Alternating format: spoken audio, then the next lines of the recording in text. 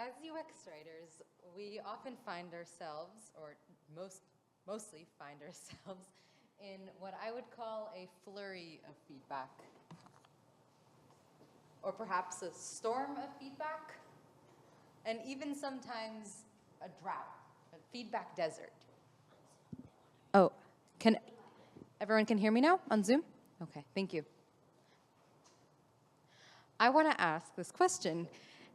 Can we control that thermostat of feedback and these weather patterns that we find ourselves in? I'm Pamela. I'm originally from New York. I've been in Israel for 10 years now, and for the past 2 years, the UX writer at Wix.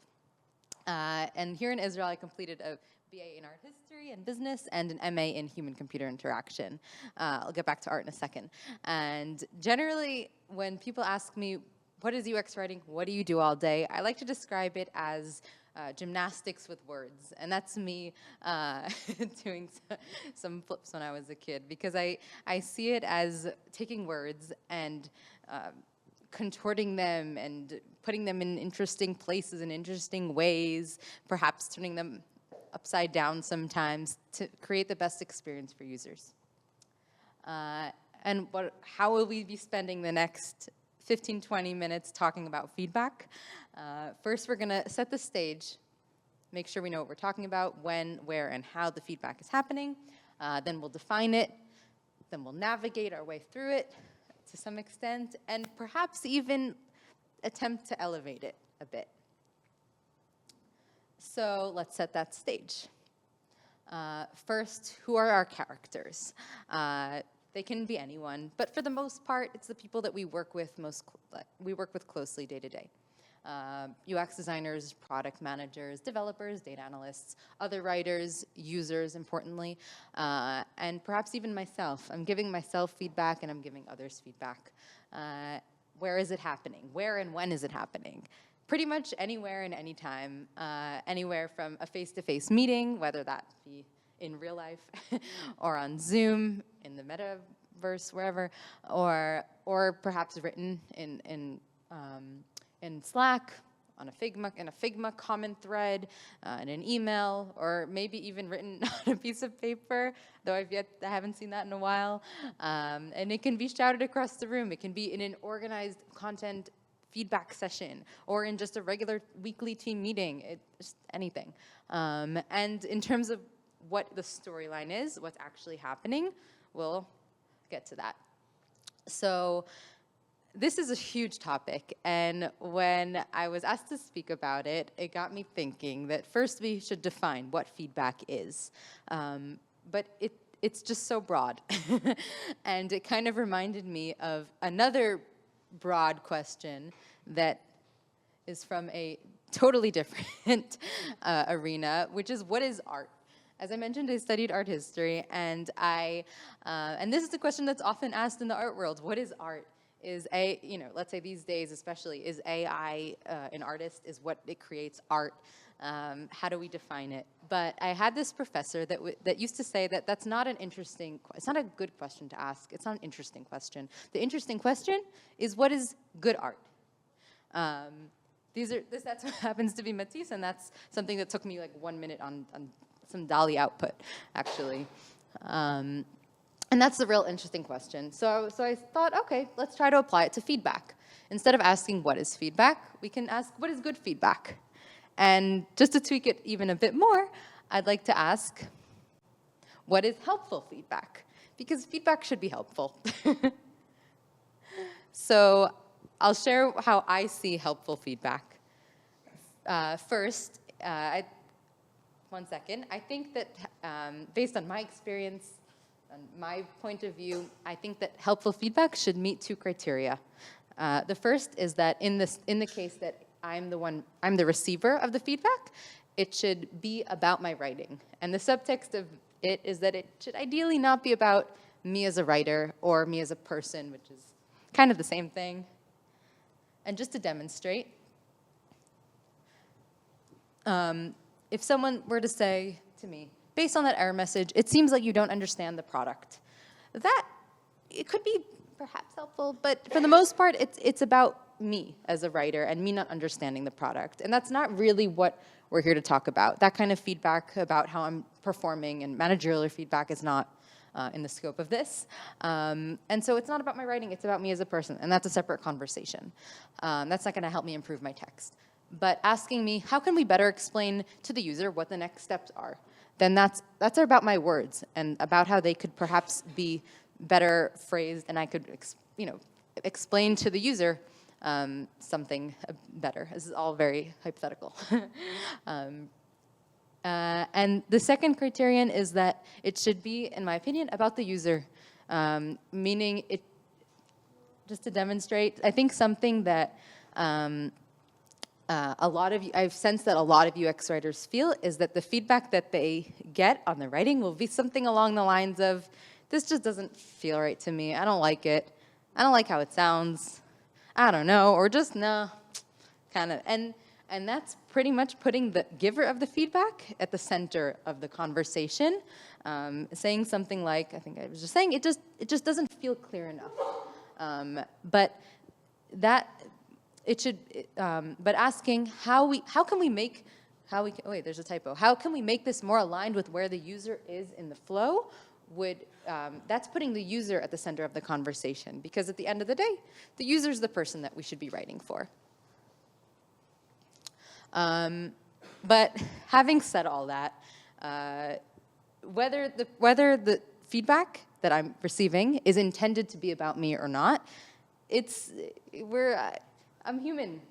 You're human. We're all human, and we tend to jump to that conclusion and take it, quote unquote, I don't like this phrase, but quote unquote personally, and make it about us.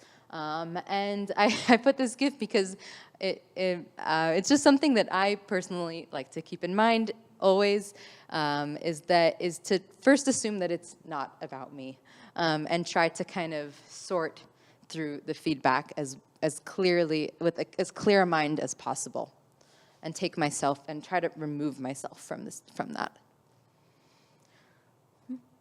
Go? Why isn't it going? Oh, thank you. So now that we've defined what helpful feedback is, let's talk about how we can navigate it a bit better in a few different scenarios. I don't know about all of you, but I grew up seeing this in various places of my childhood. I'm not sure what its purpose was, perhaps to show kids that there's a wide variety of emotions that we can express. But I decided, I was kind of inspired by it, and decided to make my own mood board about feedback to try to organize this flurry that I mentioned before. So the rows are divided into helpful, which we defined, or unhelpful, anything that is not that. So I won't elaborate because we already explained that. But, and then the expected and unexpected, the columns, I'll just explain what I mean by expected. Expected can be either I explicitly asked Ben for feedback, so the feedback he gave me was expected, or it could be just feedback that it's from my direct manager or from my CEO or someone that I should expect feedback from. Unexpected. The other thing is that it could also be expected in the sense that that is the time and place where I would expect the feedback. And unexpected would be from a person that I don't expect feedback from generally, or a time and place, even culture. It's like, something culturally kind of throws me off and I don't expect, or just I didn't explicitly ask them and they jumped in. Okay, anything that throws us off a bit. And the emojis represent what generally, for the most part, broadly, that each scenario makes us feel. Because, again, it all comes back to our emotions. We're human. So I'm just going to go through each of the quadrants and talk about, give a little example, and talk about how we can perhaps navigate them a bit better. Let's start with the top right, which is feedback that is helpful and yet is unexpected. I'll give an example of a colleague of mine who was in this case, the giver, and she was giving feedback to a writer that within Wix that she generally doesn't speak to, and it was feedback that was that was broadly kind of critical. She felt that the text in question was a bit confusing for the user and could just better communicate that specific scenario. And she was giving this feedback over text also in a Slack message, I think. And I saw the time, like really the time and care that she took for this unexpected feedback, right? He was not expecting feedback from her. For it to land in the helpful quadrant and not in the unhelpful, to make sure that he knew that it was about the user. It was not about him. She wasn't coming down on him as a writer. And then on the other end, and why so? So that he would be open to it, right? So that's on the receiving end. In general, on the receiving end, I think it's helpful to just take a deep breath and be open to it, because who wouldn't want to miss good feedback? Even if we kind of have that initial response, like, okay, what did they just say? Like, where did that come from? Why are they saying that?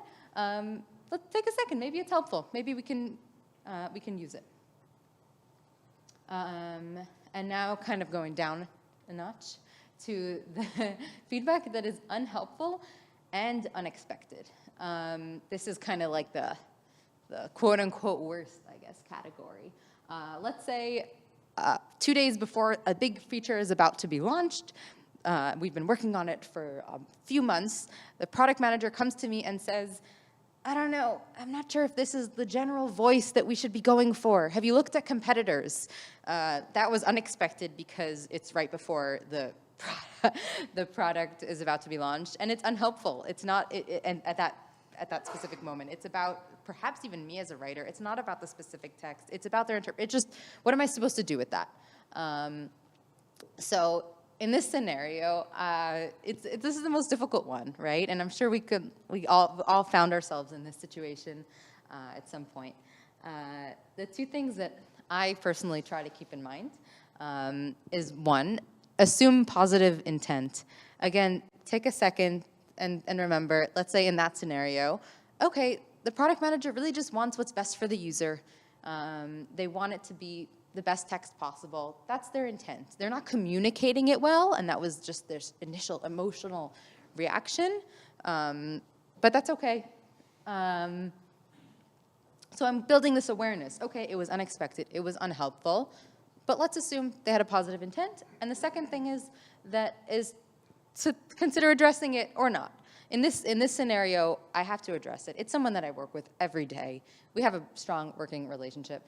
I can't just ignore it. Or perhaps it's if I, get feedback from someone, very senior or whoever it is. Generally feedback that you need to address it, and perhaps even address it in a way that shows that you're listening. I hear what you're saying, but, and then you can explain why you went in that direction or you didn't articulate it. There are some situations where you don't need to address it also, and that's okay. And now, I guess we're going in a clockwise circle. Moving on to unhelpful and unexpected feedback. So this is when it's feedback that I expected for whatever reason, but it's just not helpful. Doesn't fit the general definition that we gave earlier. And just to give an example, and also to note that feedback is not always critical, right? We can also have positive feedback, but positive feedback is also not always helpful. A former colleague used to always tell me, oh, everything's wonderful, perfect. Your text is great, everything's great, perfect, perfect, perfect. And this is someone who I really wanted good feedback from. I was expecting helpful feedback, and that was unhelpful because I wanted to improve. I wanted to hear, what was good, what wasn't good. So as the receiver, I would try to investigate it. Okay, why did you like it? What was good about it? Is there anything you would improve? Let's look at it together. Let's take some more time. And the other thing that I like to keep in mind is to set boundaries, or perhaps I should have written set expectations, like set clear expectations for what kind of feedback I want from that person, how much of it, on what specifically, and that could help them, perhaps help guide them. And I think, and I was speaking about this with Rachel before, and she said, it's we were saying how people often, they just, they have this reaction, and you should investigate and see what is kind of below the surface, right? Perhaps that person didn't have anything else to add, and that's okay, but perhaps they did, and I should explore that and investigate it with them. And on the side of the giver, the person giving this unhelpful but expected feedback, I think that, if you've identified that you're that person, or you're, that person in some scenario, I think that this is specifically a good scenario in which to consider the setting and how you're giving the feedback, specifically face-to-face versus not. Because suddenly, I don't know, it seems that face-to-face we have more to say, and that could perhaps help us investigate things further together. Okay. And the final one is supposedly the most fun, the nicest category, but I think is really the most interesting, which is helpful and expected feedback. Someone gave you feedback that is, or you're giving feedback that is helpful and expected. And I think that this is something almost kind of underrated. Because it sometimes often goes underappreciated or under-recognized, and elevating it and acknowledging it can do a lot. So if you are on the receiving end of helpful and expected feedback, I find it helpful. How many times can I say helpful? I often like to reinforce it and say thank you. Say thank you. That's I think the most basic. And not just say, okay, got it, but thank you. That was, and even elaborate and say, thank you, that was really helpful in writing this piece of text because of this point, and this is the final result, and see how you influenced it positively. Or telling others that Kfir's feedback was really helpful, and this is why. And that'll reinforce it. And hopefully also spread to others in the team. And obviously make them, the person who's the giver, realize it and help them note that to themselves, that they're doing a good job, or else they won't know. So I touched on, I know that this is a bit quote unquote out there, just trying to organize this really broad topic, and we spoke about a lot of things, but just to touch on a few what I see are kind of things things that are a bit more tangible to take forward. Just going back to what I said earlier, that it's not always about you. It's not about you. It's not always about you. It was a bit of a play on words, and trying to find that's to center yourself as much as possible, and take a step back and breathe, and think about where, in which potentially in which quadrant that feedback lands, and try to analyze it as much as possible. The second is about building trust, which is what Ayelet is about to speak about in regards to in the context of Figma, and the fact that when you ask someone for feedback, what you're doing in a sense is you're saying that I value what you think and what you have to say, and I want to listen also. And I think that asking is a really asking for feedback and asking for it in a respectful, intelligent way, hopefully, is such a good way to build trust. And I find that the more I ask for feedback, the more people ask me in return, and reciprocate. And that builds trust at the end of the day. And with that trust, we can also collaborate really well in Figma. It's really related. And the other thing that we touched upon is setting boundaries or setting expectations for when, how, and on what you want feedback. If you just show someone something and And they might just say the first thing that pops into their mind, and that's okay. But it's always helpful to direct them a bit more. What do you think? Do you think that this subtitle clearly reflects what the user should do in the next step, and why? That or saying, I need your feedback by next Thursday, because after that, no more drafts. You have a few weeks to think about it, but after that, we need to just move forward. So setting expectations in terms of time, something I'm working on. And finally, to role model good practices, and to always try to give helpful feedback so that others will as well on your team and influence others. These are examples. Since I was about to speak about feedback, I decided to ask many of my colleagues for feedback on the presentation that is about feedback.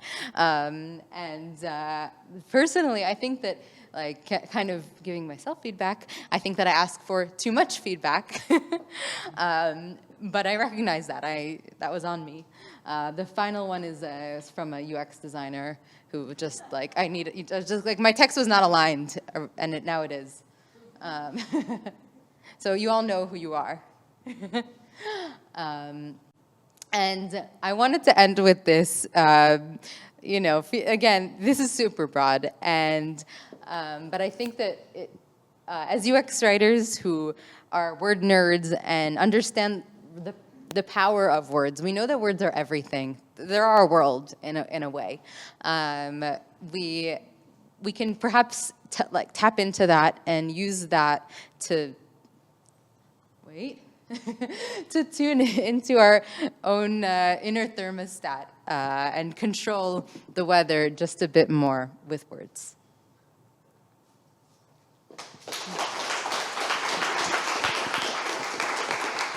Thank you. Thank you, Pamela. I think navigating feedback and tuning into my own thermostat is something that I will need to start doing on a daily basis.